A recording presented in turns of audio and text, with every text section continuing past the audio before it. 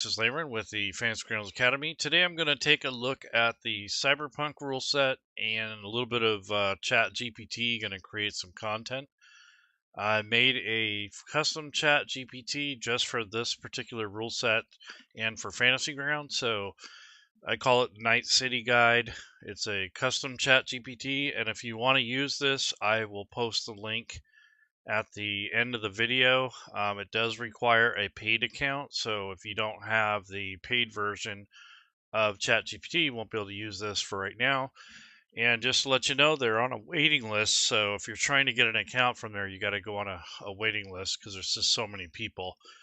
I think I knew someone who was on the waiting list, and they had to wait like 2 or 3 weeks, I think, last time I heard. So nonetheless, I'll just show you kind of what's in the custom Chat GPT. So I used it for the social media post and for YouTube. Normally, I'll have a separate Chat GPT for that, so I might start with a new thing. But nonetheless, this is the link that I shared, and I'm going to go to Edit GPT and go to Configure. And what I've done here is I've asked it to create a kind of like a guidance for the rule set. So I said that the Night City Guide is a dynamic GPT designed for the Cyberpunk Red RPG and Fantasy Grounds Virtual Tabletop. So I'm asking ChatGPT, I said, you will act as a professional game designer and specialize in cyberpunk and sci-fi adventure design, character development, and explaining game mechanics while skillfully incorporating cyberpunk slang for an authentic gamified feel. Adaptable in communication, it shifts from casual to formal tones as needed. If dialogue or roleplay is required, switch to some cyberpunk slang terms. So you can kind of give it that um, kind of it'll kind of follow that. GPT generates random encounters, offers tips for organizing, managing Cyberpunk Red games for your game session. It makes it a valuable tool for both players and game master. Its unique ability to blend thematic advice and practical gameplay strategies ensures a deeply immersive and engaging Cyberpunk Red experience. So this is just kind of the basic description and sort of the instructions I want it to do. Then I made some conversation starters. So create a backstory for my Nomad character. I think I'm just going to put Edge Runner because I don't want it to be that specific. And then how does hacking work in Cyberpunk Red? So that might be something that you want to find out about. Suggest a plot for my next session. And I'm going to say based on the beat system, which is something that Mike Pondsmith had developed. And I fed this Chat GPT that PDF. It's free on the website. I put a link to it also in the description. But the beat system is just like their outline and the way that you formulate adventures for the rule sets for this particular for Cyberpunk. Detail the combat system and help me create some mooks. So these are just kind of basic commands that you might start with if you've never used this before. Then I gave it the FAQ. I gave it that article I was telling you about, scripting the game. I gave it the easy mode, the free RPG guidelines, and then I gave it some Fantasy Grounds stuff based off of the Atlassian guide, which is where you can get information. Also, in the links, I have the link to the developer or the user that's created all this free DLC that comes from the website. So there's a ton of content for it. This is all free. And then there's the store stuff, which I also linked with my affiliate link. But essentially, these are all like the official book. So it's kind of grown quite a bit since the last time I visited it. So it looks, it's starting to come along pretty good. The only real thing is like for instance, for the Chat GPT, I didn't give it the whole rule set. I don't think that's something, especially if you're sharing the link. Like if you're going to use it yourself, that's fine. but I don't think you're going to be, you don't want to share that out to people, even though they can't necessarily download it or anything. I think that kind of goes against terms of service. So you got to be careful which content you upload, especially if you're going to share the links with people. You want to make sure you're paying attention to copyright and stuff. But I think all this stuff here is all free, so I don't have to worry about too much about getting beat up about that. But I don't want to hand out a tool that directly references the PDF that the paid rule book. So that's something I try to avoid. If you're gonna make it for yourself, probably not a big deal. But if you're gonna make it public, or you're gonna sell the Chat GPTs next year when the store comes online, I don't think that's a legal use of it. So, well, I don't know. I'm not an expert, but I don't think I would do that. Okay, so anyways, those are all the custom instructions and some of the knowledge that I uploaded. It'll help interpret, what kind of information you're trying to get, formatting, and the Atlassian guide essentially gives you the Fantasy Grounds part of this. So if you go to Cyberpunk Red plus Atlassian, this will give you the resource page for the Cyberpunk Red rule set. So this is an important piece. So what I did with that is I downloaded this whole page as a PDF. So you can do that in the Atlassian guide. You can do it by page. You can do the whole section. So I downloaded all the stuff that's related to Cyberpunk Red, and over here on the right, there's this little hamburger menu, and you can ask it to export it to Word or PDF.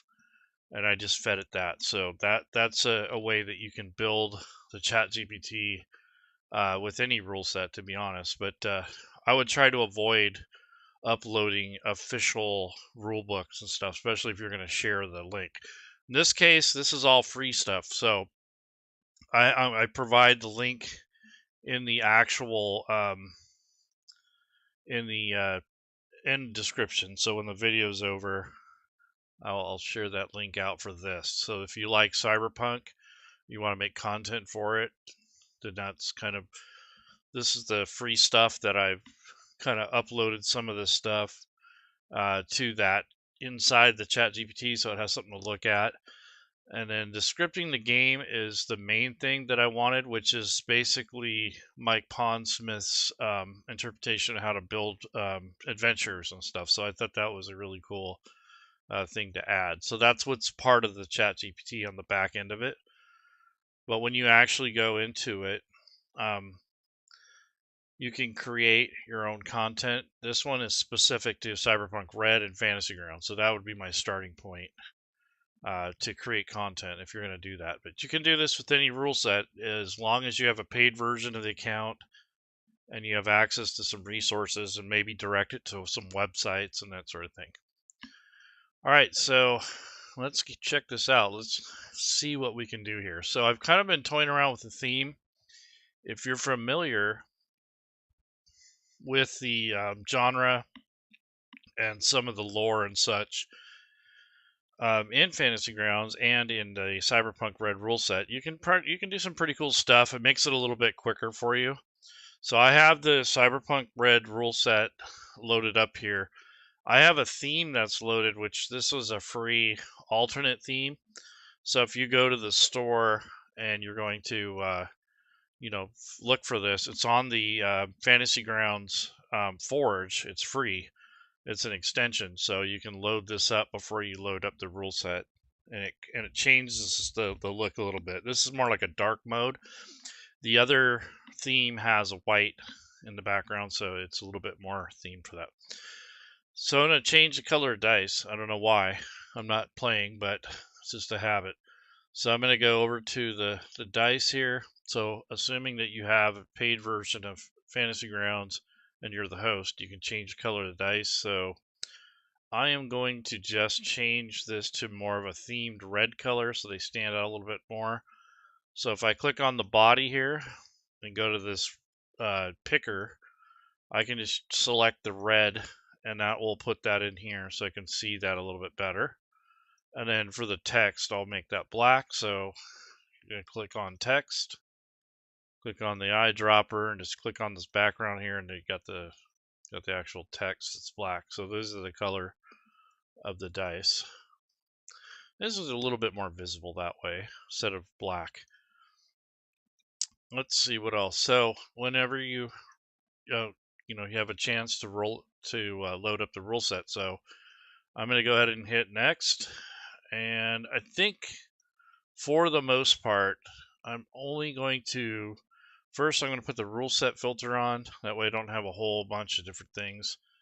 One of the developers, I think it was Sean or maybe it was, I don't remember who gave these to me, but this is the baseliners are basically a bunch of pre-gen characters that was made by one of the developers for Cyberpunk, and he gave those to me. I was very grateful for that. But these are kind of like characters that are built around all the different roles and such. So I'm going to load that in case I need to test something. And then I'm going to load the rule set. And then I might load the data pack, which has maps and such in it. And then the Danger Gal dossier kind of gives you tips on how to build other types of content. And all this other stuff, for the most part, is, oh, here's the GM part. Most of the stuff here is for like running games. There's gear kind of mixed in this stuff, and I don't think I'll need that for adventure design necessarily. But here's some hardened mooks. I might load that one because I might make some of those. And you just kind of got to be picky and choosy at which stuff you want to load. I don't need everything loaded. See, Tales from the Red, I won't load that. That's more stories and such. But they all contain a little bit of everything, so it's kind of hard to single out anything. But I think that's good enough for now. And then I'll hit next and finish. So now I've got a fresh campaign, and I'm going to start creating some content. So this is kind of best practices. So this particular campaign would be something where I would be developing, and I don't run the game in here or load up stuff that I don't need. This is just strictly for developing content. If I was going to run a game, I'd export my work from here and make a new session. So I'd export it as a module and make a different session and run the game through there. And I think if you start off like this, it's a lot easier. So what generally happens though is we'll start a campaign, get about 4 or 5 sessions in, you'll start building stuff, and by the end of the session you might have actually created quite a bit of stuff. A little bit harder to do it that way once you've gone down that path. So if you have gone that far and you want to start exporting your work and saving it for other sessions, you can always make a copy of your campaign folder, rename it, and then make that your development campaign from that point on, and just use that particular session or that different campaign for building your content. And that way you'll have all the stuff that you had in your previous game. But it's better when you start off actually with a fresh campaign and just build inside of that. It just kind of cuts down on confusion and things getting mixed up and that sort of thing. All right, so back to Chat GPT. So usually what I will do is in the player section, there is a notes area, and I'll make a new note, and I'm just going to paste in here just to kind of have a spot to dump everything. So I'll just make notes here. So this is where I'm going to take the text and dump that in here, and then put it where I want it to go later. So for right now, I'll just work out of the notes, kind of using it like my clipboard, I guess. And over here in ChatGPT, what I'm going to do is I'm going to ask it to build a short, like one-shot adventure, just so it doesn't take all day. So I'm going to say, create a one-shot adventure based on a troubled amusement park that is run down and overtaken by the poser gang. So bozos are, if you know your Cyberpunk lore, you guys will know this kind of weird killer clown looking dude. So create a one-shot adventure based on a troubled amusement park that is run down and overtaken by the Bozo Poser Gang. So I'm going to actually open up a little bit in Cyberpunk Red, and I want to look at the map and see kind of what neighborhood or what area I'd like to base it in if you're going to do Night City. So I want to go to your library. And once you're in your library, you can open up modules. And then I want to go to the GM part and then take a look at the reference manual. And that generally gives you, your stuff that you're going to need to run games. I don't know if this is the right thing. Cyberpunk Red data pack. Let me check that out. It's combat zone. Yeah, I'm looking for like the main map. So that. Okay. I know it's Welcome to Night City. I believe it's in there.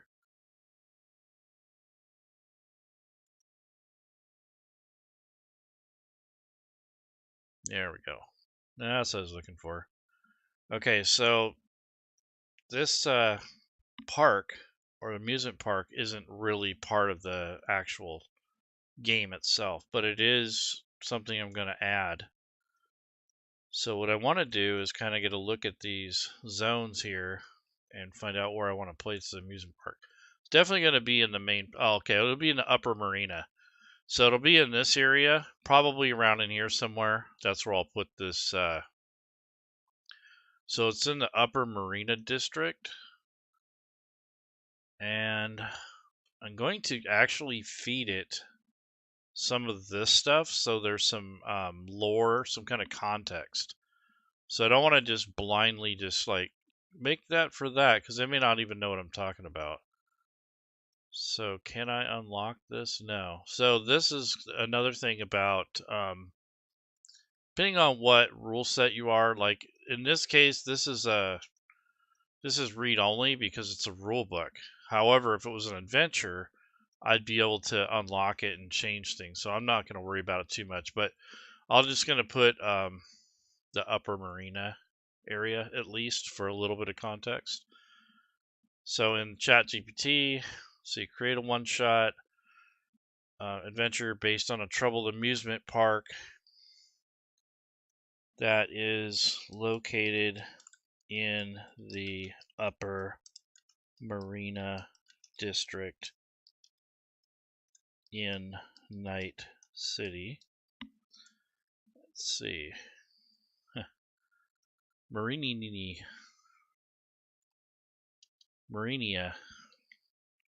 Okay. The park is run down and has been taken over by the bozos. The owner wants to sell the park, and he can't because it's all messed up. He's got like fines and stuff again. Like some kid got injured. I don't know. Something weird happened, but the owner wants to reclaim his property and eventually sell the amusement park. So he's trying to get out from underneath it, essentially. He doesn't want to be financially responsible for it anymore. He just paid out a big insurance claim, so he's like, yeah, I'm out. And it wasn't doing very well anyways, business-wise, so he's like, I'm out. So the owner wants to reclaim his property and eventually sell the amusement park. So that's the premise of the adventure. So it's kind of like you go in there, you investigate, that kind of thing. So we'll see what it gives us. So it's already kind of has an idea of what I want, out of Cyberpunk. We'll see what it gives us. I might have to tell it a few times to, to change a few things, but so far though, it's kind of giving me a cool. Yeah, it's using the. Looks like it's using the beat system, which is pretty cool. So, Carnival of Chaos is the title it gave it. So it's a dilapidated amusement park in the Upper Marina District, Night City. The atmosphere is eerie, with the neon lights flickering in the mist and the creaking sounds of old rides. So it is kind of messed up. It's been closed for over a year because it had a lot of problems, accidents, safety issues, that kind of stuff. The park, once a symbol of joy and laughter, now lies in a state of decay, taken over by the notorious Bozo Poser Gang. It's transformed into a nightmarish landscape. The original owner, desperate to reclaim and sell the property, hires a group of edge runners. So the objective is to clear out the bozos gangs from the amusement park, secure evidence of the gang's illegal activities to assist the owner in legal battles, and the tertiary objective is to find and rescue any hostages or victims that are trapped in the park. So I got to think about that later, but I think one of the guys that ran the computer system that took care of the security and the payment and the network part of it, I think he's under lock and key there. I think they got him held hostage, and they, if they feed him and stuff, but he's stuck there. He can't leave, and he lives there now. Yeah, here it is. Captured technician. There we go. That's exactly what I wanted. So key NPCs: the owner, the bozo leader, and the captured technician. So yeah, that's the guy that's going to be running the computer system. So this thing interfaces with the maintenance, the upkeep of the park, and it also deals with the payments and all that stuff or it used to, anyways. So he knows how to run the computer. Most of the bozo guys aren't very adept at that. So gang profile. So clown themed attire with cybernetic enhancements. Unpredictable, violent, often using traps and pranks laced with danger. I love it. The weakness: the gang is heavily reliant on their leader for direction. So that's a good thing to know. So here's the challenges. You got overgrown and rigged with traps in the park. So it's really dangerous. Combat with gang members, each encounter growing increasingly bizarre, probably more dangerous. Oh, the Hall of Mirrors, a disoriented maze house. Oh, this would be a lot of fun to run this. Showdown at the carousel. So the final battle with the Bozo leader. He's atop of this like glitchy spinning carousel, and you probably have to shoot him or take him out, or at least knock him off of it. Securing evidence, so you have to find and extract data from the park's mainframe under heavy encryption. So the trap technician has probably got the passwords and stuff, but you got to get to him first. So it's probably in the same area. It's probably a trailer that's got all these network cables and stuff. And if you have a net runner, you can hack into it and help take out some of the security cameras and stuff. There might even be a drone, who knows. Potential twist. So the bozos are using the park systems to create a deadly cybernetic circus. A rival gang attempts to take advantage of the chaos to claim the territory. So I don't know if I'd use that, but that's a good plot twist. It might make it to where you can get out of there. Maybe it's overwhelming, and the only way you'd get out of there alive is when something like that happens, and so you end up, taking off and getting out of there. So that'd be cool. The owner has a hidden agenda and is not entirely honest with the edge runner. So that would be cool too, because that can lead into another adventure where, hey, this guy double crossed us. He really wasn't trying to get out from underneath it. He's just trying to profit, and you're doing this dirty work for him. So either way, it's still the same quest pretty much. Success means the park is cleared and the owner can proceed with his plans. Failure could result in the bozos strengthening their hold or even attracting more dangerous elements to the Upper Marina District. So for reward, you're getting some Eurobucks, a little bit of cyberware that's might be salvageable, and maybe some rare components found in the park.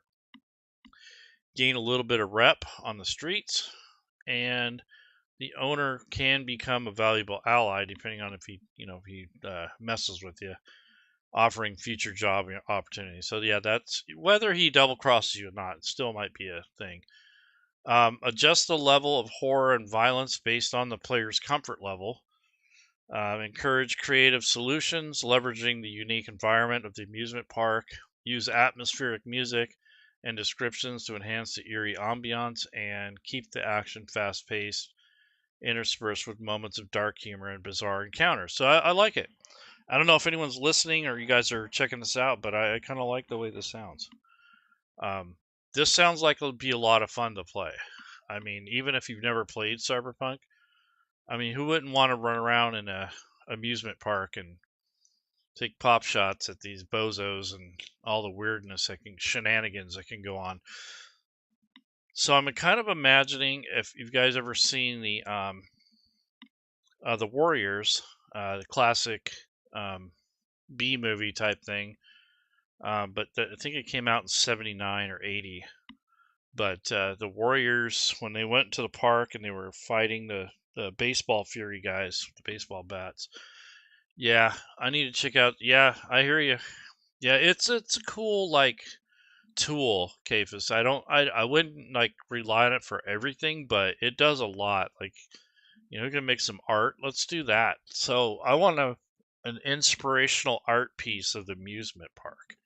That's what I want. So let's do that, because the stuff you were doing at the start.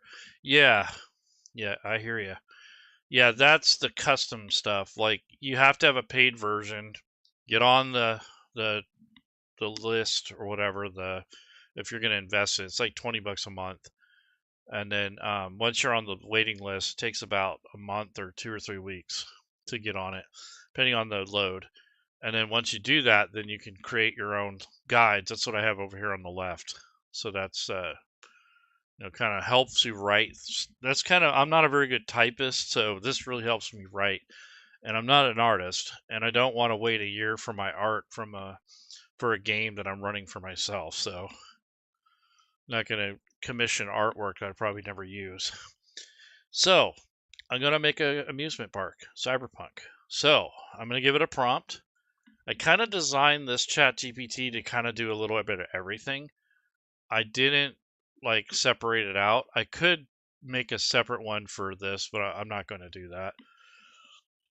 So I'm going to say create an image of a cyberpunk. As soon as you say cyberpunk, it's going to kind of know the style you're looking for. It doesn't know everything, but it kind of has one. As soon as you say cyberpunk, it already knows. Create an image of a cyberpunk amusement park, comma, and then I want to go back to that descriptive area and just say, let's see, overgrown. I like that because that gives me, this gives me an idea of some of the descriptive text. I kind of want it to match whatever it gave me. See, clear it out. There's the background. See the park. Transform into okay, so it's transformed into a nightmarish landscape. It's in a state of decay. So I'm just taking the descriptive stuff so we can get that vibe. That's why I'm doing that. I mean, I can make up my own, but I kind of want it to be themed around the adventure. Because if I just give it my own thing, it's gonna kind of do its own thing, and it may not really match what you're doing. And that's something that you got to know about creating content. It's not going to you can't necessarily make it do something. You kind of have to, it's kind of a give and take. And especially with artwork, it's really hard to tell it exactly what you want. You kind of have to go with what it gives you. in a lot of cases. It's easier to build around the image than trying to force the image to comply with what you're doing. That's kind of what I'm saying. Okay, so clown. Yep. Let's see, what does it look like? The park was once taken over. Atmosphere. Okay, there we go. This is what I wanted right here. So this is kind of giving me more of the location. And then I think that's good enough for a descriptive thing. It knows it's cyberpunk. It's got the elements. Now what I'm going to say is a dark and dreary cityscape background. So that way it's kind of in the back. You know, like you can see the city kind of a silhouette or something in the background. Let's say dreary background. And I'm going to say dim outdoor lighting and dim neon lights. I'll say reflecting off the wet ground. So it's going to be damp. You know how that goes. It's cyberpunk, you know. It's never perfect. Always kind of rainy and dreary, usually. Or it's a desert. See, a dark and dreary cityscape background, dim outdoor lighting, and dim neon lights reflecting off the wet ground. Okay, so important here is I'm going to say I kind of want it to be a combination of an oil painting and an actual like digital render type thing. So what I'm going to do is first I'm going to say expert cyberpunk themed artwork. I'll just say I don't need the themed part. The more crap you add to this, it can confuse it. So expert cyberpunk artwork. And then I'm going to say highly detailed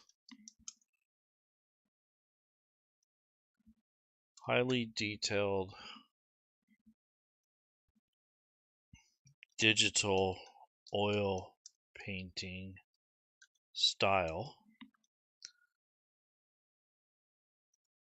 Highly detailed, and then I'm going to say 3D render or 3D animation Octane render, which is your 3D program style. If you don't put style in there, it's going to think that you want the output to be a 3D animated object. It can't do that. It'll tell you that. So you can't do that. Okay, so that's that. And then finally, I want a landscape. So that's a 16:9 lands or horizontal landscape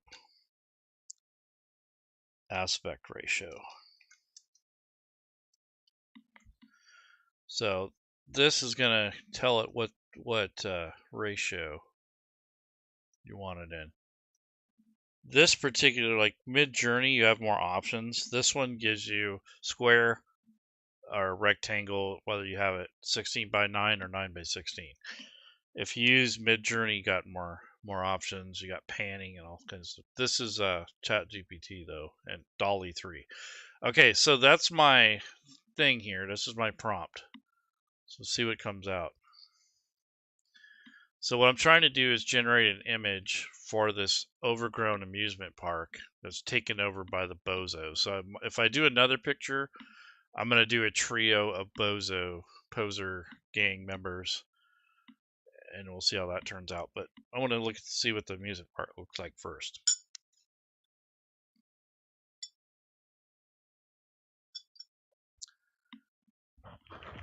Come on, bozos. So while that's doing that,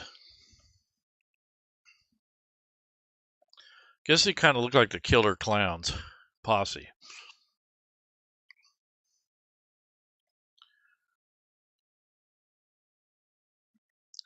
Sometimes during peak hours, or everyone's using it, it can be really annoying.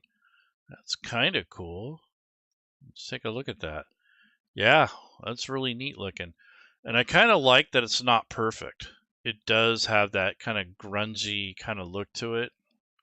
But it looks like very catwalk-like. It almost looks like a city or something instead of an actual amusement park. I don't know. I don't know. What do you guys think? Would you run with that? I mean, I like the way it looks. I just don't. It doesn't look like an amusement park. It looks more like a.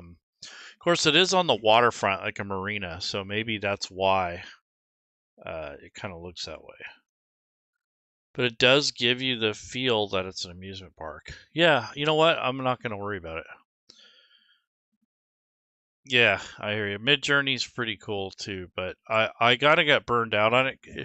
I think Midjourney does really well with like real life images, more so than the fantasy kind of role playing game art, and because it's more photorealistic. I think. I mean, you can do this kind of stuff, but I think it takes a lot more prompting and messing around. This one you can actually just give it kind of a.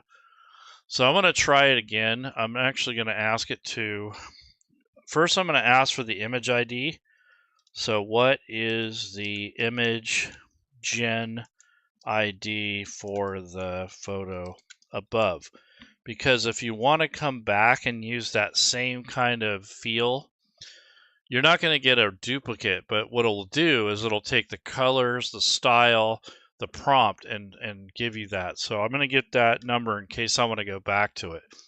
So what you could do with that is you can make a spreadsheet, and you could put like amusement park, and then you could put the image ID number. And if you want to generate more art that has the same vibe, you can do that easier if you have this image ID number. In Midjourney, it's called a seed, but in this, it's called a gen ID number. So same thing. It's a seed essentially. So what I'm going to say is with the seed above, create a trio of bozo clown gang members with cybernetic enhancements and weapons. I'm not going to say guns or knives or anything, just weapons. Because I kind of want it to do its own thing there. And it does. It usually gives you like a baseball bat or something cool like that. Nunchucks. So you create a trio of bozo clown gang members with cybernetic enhancements and weapons. They have outrageous clown-like costumes and maniacal smiles on their faces. So they look creepy. So outrageous costumes, they get this kind of hideous smiles.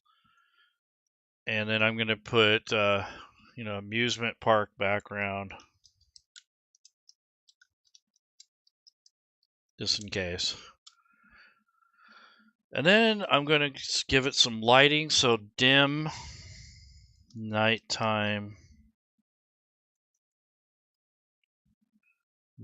dim night lighting, outdoor lighting.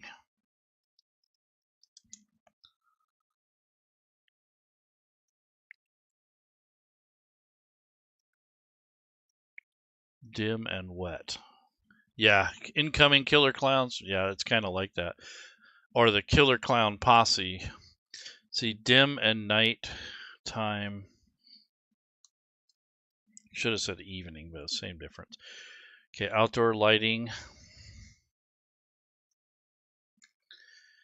And then I want to say the style. I'm going to use this I'll say, I did already give it kind of that parameter, but I'm going to go ahead and say 16 by 9 horizontal landscape aspect ratio. So it kind of already knows the style because I'm referencing that image ID. So that helps keep the style the same. If you regenerate and you don't use the same thing, you're not always going to get, something that's close to what this looks like. Otherwise, the artwork doesn't really match. So that's kind of why you do that. Is you're not going to get exactly the same thing over and over, but see, 6 aspect ratio. Okay, we'll see what it does. I was really vague. Like, I could have been a lot more detailed with those clowns, but since I'm using the style up here, I'm trying not to override it, too much. I want it to kind of match what's already there. I don't want it to look like a completely different artist, completely different rendering. I don't necessarily want this 3D. Oh, you bugger. Let's try it again. It's trying. Yeah, I don't trust that.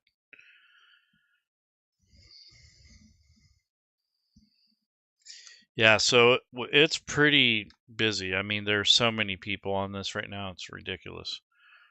All right, we'll see what it does. If it keeps giving me errors, then it could be something to do with my prompt. And also, it could just be busy. Because once in a while, if you have something weird that it doesn't like, it doesn't always tell you that. It just says, oh, there's an error. And it's usually because it's probably trying to do some nudity or something that's really sketch. And people get, it just kind of blocks that. It self audits the image. So if you have like lots of gore or anything sexual or anything like that, it's going to probably filter that out, and it'll block it. It doesn't even tell you. A Midjourney kind of gives you a clue. This one doesn't. Mm-hmm.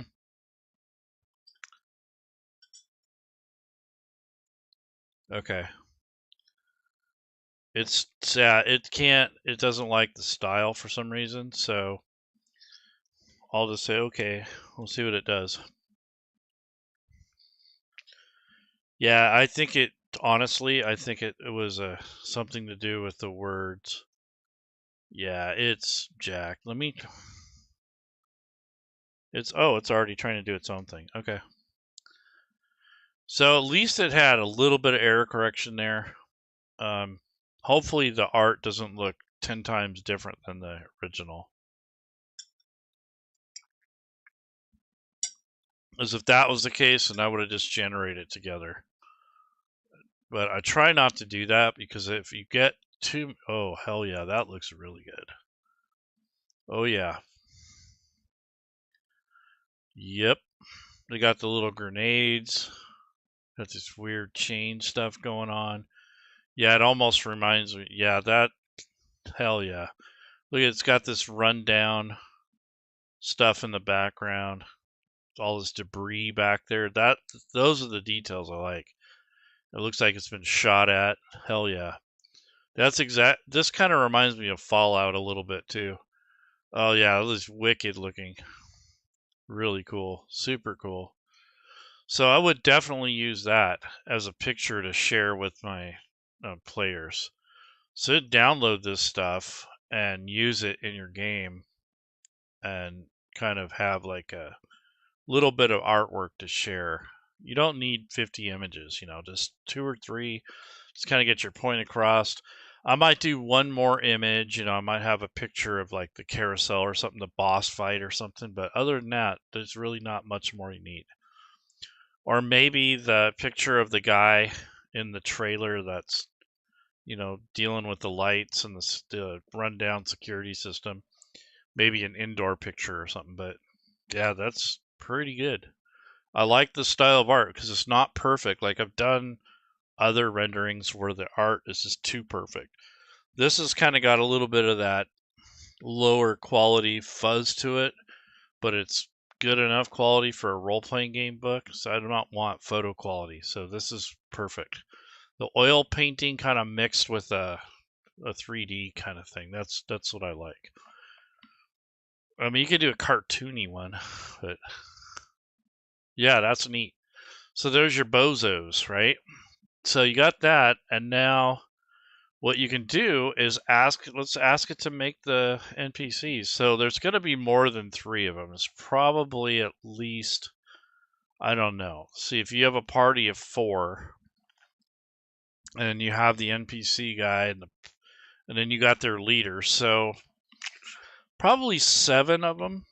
There's probably 3 kind of roaming around the park. There's probably 2 hanging out by the, so that's 5.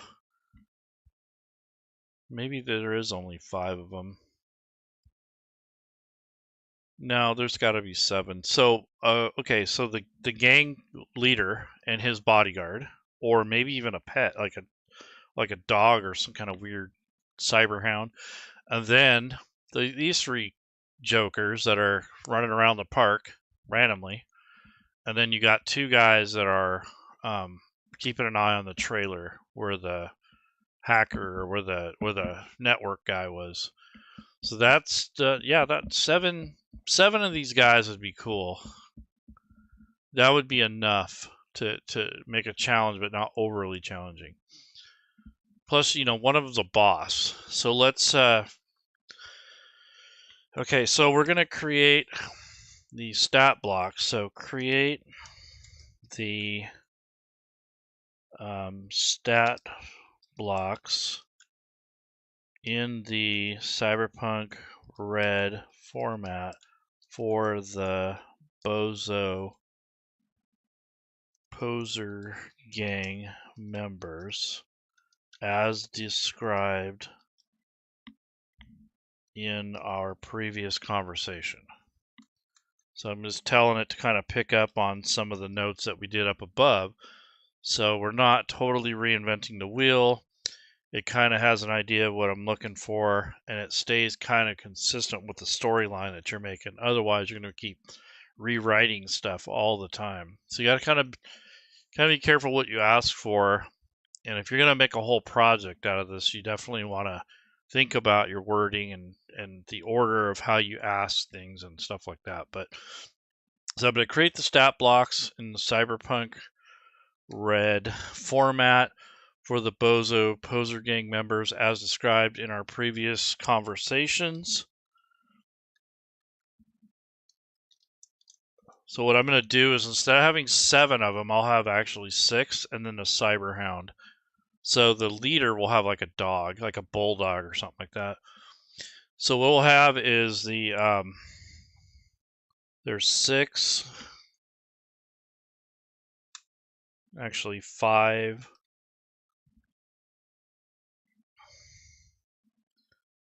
Yeah, so was it 6 or 5? Okay, 5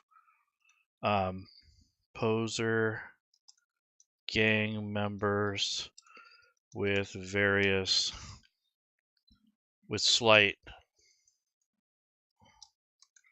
variations. I don't want them all to have the same stat block. I want them to have some variation. I don't mind even if it's just a weapon change or just something. I don't want them all to be exactly the same. Also create the boss and his bulldog cyberhound. So the dog has that little tutu dress thing. You know what I'm talking about? The little ballerina dress thing. Let's see, his bulldog cyberhound companion. I bet you if you took out yeah. I bet you let's see, companion, cyberhound companion. I bet if you took that dog out, he would be pissed off. Like he'd either go in a rage or he'd cry and have a meltdown, and you can get the hell out of there.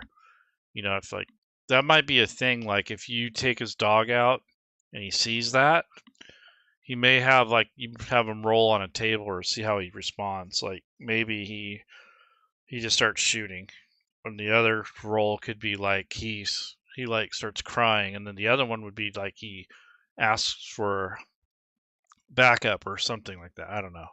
Or he goes over and he picks up the dog and he flips the switch and turns it back on. Vic tries to fix it right then and there. I don't know. Okay, so create a stat block. Create the stat blocks for the okay, so we'll see what it does.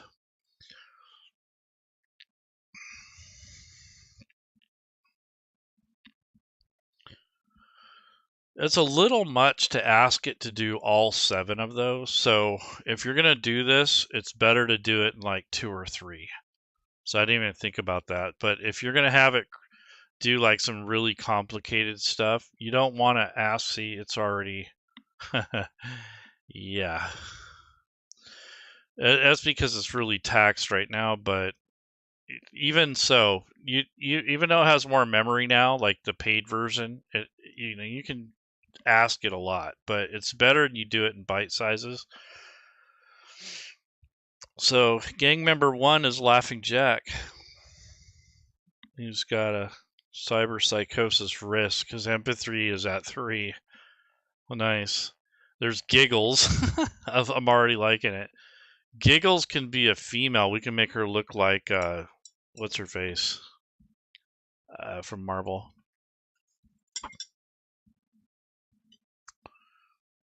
Smiley. He's probably like the bald guy. He doesn't have like full bozo hair. Jester. Oh yeah, he's a techie. Yeah, so we'll have one female one that's like, oh, Harley Quinn. Took the words out of my mouth. There's kind of what I was thinking. Yep. Harley Quinn is going to be the, well, there might be 2 female ones, so. Ringleader Rex. How cool. Cyberhound Companion. Bulldog. It's probably called BD1 or some stupid name like that. What? I'd say that's better than what it did before. So it kind of gave me a really basic thing here. So, whatever. I gotta have that Cyberhound. I gotta say, oh my god. I need to, yeah, I don't know if I'm gonna do that now, but the Cyberhound, I gotta have a picture of him in that little tutu thing. The leader, what I'll do is I'll have it render the picture of the leader with this Cyberhound thing. So what I'm gonna do then is take the description from here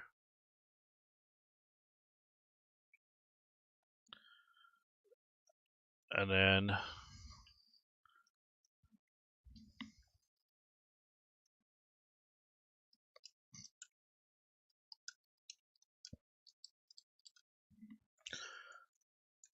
read an image of the leader and his bulldog.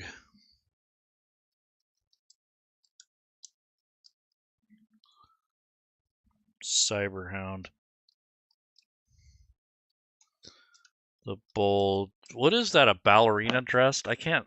Is it a tutu? I mean, I don't know what you call that thing. You know what I'm talking about, though. It's like flared out. It's blue and white and red or something like that. The bulldog is wearing. Yeah, okay, it's a tutu dress. Okay. Wearing a small tutu dress. That's going to be cute, funny, weird, all in the same thing. Okay, so with cybernetic enhancement.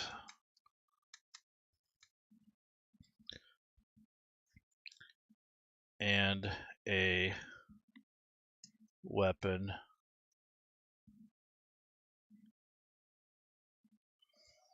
Okay.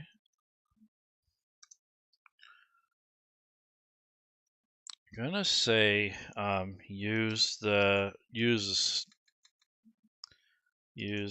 same style and coloring from the previous conversations, because I want it to pick up that same kind of style. Okay, so coloring. Okay, and then we're gonna say 16 by 9 horizontal landscape aspect ratio. Probably unnecessary, but I want to make sure that it does that. I know I couldn't think of what to call that dress thing. I thought it was like a ballerina dress, but I don't wear them, so I don't know.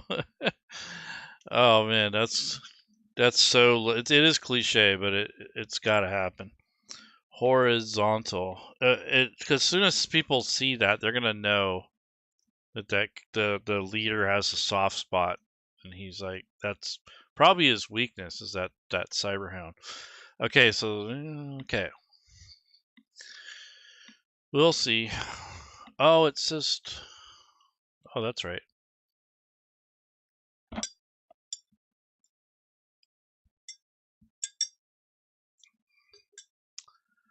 Cyberhound. I hope it turns out okay. There's nothing I hate more than monkeying around with several prompts, because it just takes forever, and then I know it's part of the game, but I get kind of burned out on it, and I just want it to do it once or twice. I don't want to sit there and try to be perfect and get it right every single time.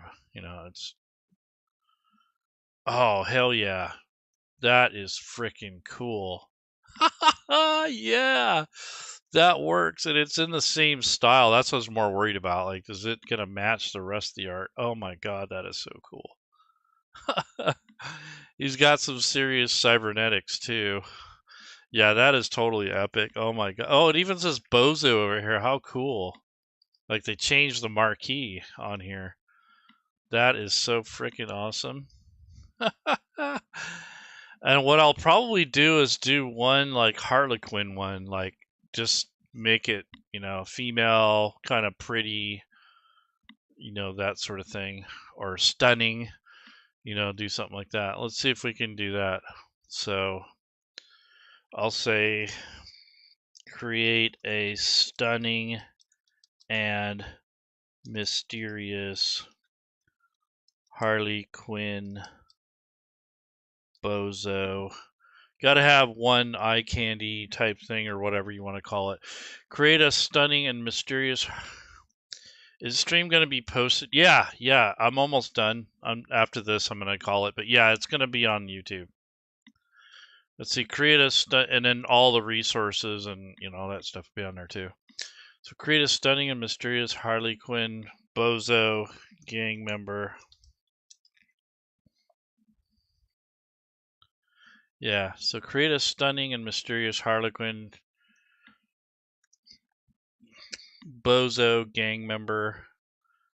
Yeah, so Cyberpunk is one of probably my second or third favorite genre, and I'm really starting to like Shadow the Demon Lord. Kind of like the non 5e stuff and I like Alien and Fallout. So I do like some sci-fi. My main thing's D&D, but I definitely like to dabble in other stuff too. I get burned out on D&D, and it's kind of pissed a lot of people off lately. So, okay, so create a stunning and mysterious Harlequin.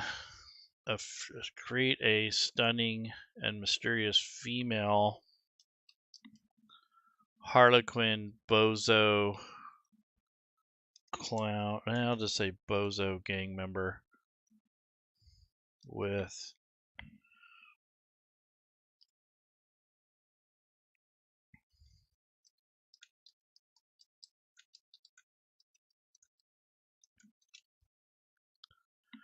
using the same art style and prompt settings as our previous conversations because I just wanted to keep the style. I really like it. It's kind of, yeah, it's painted, but it's not, it's kind of cool. Let's see. Yeah, I wish you can kind of get away. Technically I could use, like, if I wanted to make something. Oh, did you have fun with that? First time I'd play. Yeah, I played in my 1990 or 91. I got the original box set. That was 2013. That was before 2020 came out. It was just one box set and had this, like, it was really cheaply made, but once that they sold out of those boxes, so once they did that, then they came out with 2020. And I wrote an adventure for Atlas Games. I never got it published. If you remember, later on, Atlas Games got a license to make modules, and I was making an adventure. This is Trauma Team Nightmares is what it was. It was going to be centered around playing the Trauma Team, and it was going to be like an accessory, but it was going to have like 3 mini adventures, and then some content, a little bit of art. I kind of had everything ready to go, and I never submitted it or something. I don't remember what happened, but I was pretty young though. I was in my 20s, so I wasn't disciplined enough to do it. So create a stunning and mysterious female heart. Yeah, it would have been a really cool idea. I still want to do it. I talked to Jay. He's the guy that and they're kind of not really taking too many more outside projects. They're really picky at who they allow to write and stuff, and kind of hate that. But I get it. They have to protect their brand, and it's almost, to me though, it almost felt like they're trying to protect their job more than protecting the image or whatever. But I don't know. But I know Mike Pondsmith pretty well, so I could probably go directly through him. But I'd rather go through Jay because he's kind of like their community manager. He's kind of the one that takes in all the riffraff and sorts it out. Okay, so as settings, as from our previous. Okay, so we'll do like a stunning and mysterious female Harlequin like. We'll put Harlequin like because if that is a trademark character, it won't let you do it. So I don't think it is, but I don't want to go there, because then it will give me errors and all kinds of stuff. So we'll see.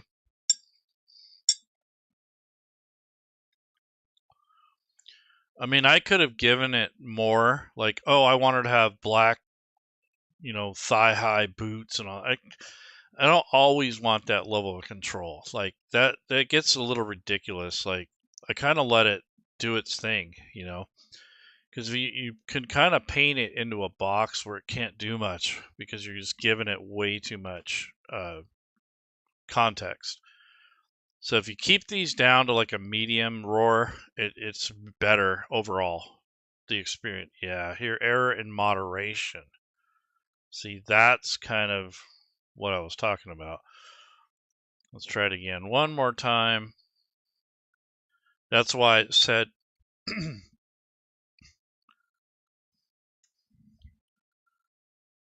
we'll see what happens.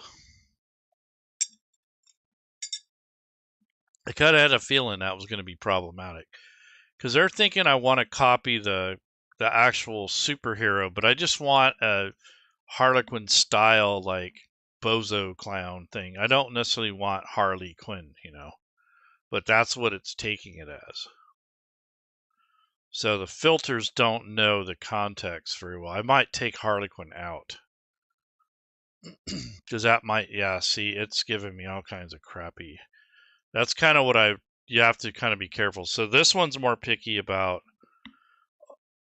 yeah, see, here it goes.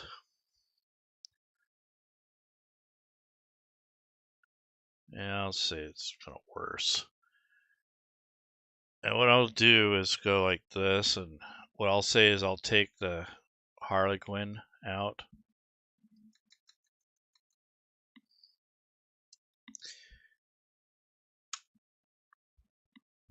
I bet you it will help. Now, if it gives me another error, that's not related to that, then it's just taxed. The server is totally wiped. Like there's just too many people using it. But if it just gives me a female clown, that's all I'm asking. I don't care if it looks like, you know, yeah, it's something's going on here. It's acting stupid right now. It's just too many people using it. That's probably what it is.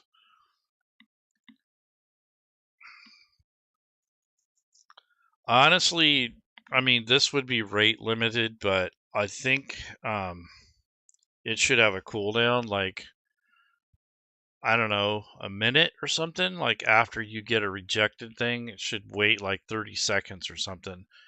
Because that would help mitigate like people that are constantly regenerating like every 5 seconds just because they want one little change, and I think that's useless and wasteful. Yeah, see, it says high demand. That's exactly what it is. I'll just say it's about the same. Yep, I think I've reached my limit in requests. I can go back and do that, but you get the idea. So you can use Chat GPTs to create content. As you can see, I made the whole staff here. I mean, I didn't make the techie and I didn't make the owner. And the cyber dog or cyber hound, I'd probably spruce that up a little bit. And then I would work on the park, and maybe I'd have it make like a really rough map of the amusement park. It doesn't do very well with maps though. I could say make a top down, or maybe I just make like a 3D isometric thing just for a picture, not necessarily a map, just kind of like a rough layout of where things are. Because Cyberpunk, you don't always need that, that level of detail. Because the way combat works, and it's like everyone tries to play, 70% of the games like D&D, and they're not all like that. Like some of them are more narrative. Yeah, I was gonna ask how. Yeah, it's kind of the same bag. Yeah, battle maps kind of suck. I mean, I've had some, couple lucky shots, but it's kind of the same crap. You get like a isometric thing, or you get like a cool top-down thing, but it's out of scale. Like it's not perfect. And if you try to throw that in Fantasy Grounds, like nothing lines up. And I try to use Map Align to fix it, and it wasn't worth the work. It just pissed me off, so it did. There we go. Yeah, perfect. Nice. Yep, that's right. Very cool. I love it. Yeah, battle maps suck. I don't recommend them for either platform. You're almost better off just making something, and yeah, it is almost perfect. I kind of wish her clothes were a little bit more raggedy, but what makes it perfect is the idea that she is the looker, and all the rest of the guys are kind of bozos, right? So maybe she's kind of like second in command or something like that without having the title. But yeah, that's pretty cool. So you got your bozos, you got your kind of your weird, kind of demented one like her, and then you got the leader and his dog, his little tutu dog, and it's pretty cool, man. I'm really excited to see how. I really wish I could turn this into a real adventure, but it's really hard to get anything submitted if you haven't done anything. I mean, I've done lots of stuff behind the scenes, but if you're not a proven writer and you don't have any credentials, the likelihood of that is not going to be very high. You kind of have to be proven before they'll take you in most cases. And then nowadays, oh, you're using AI? Well, we don't want nothing to do with it. And it's like, come on, are you serious?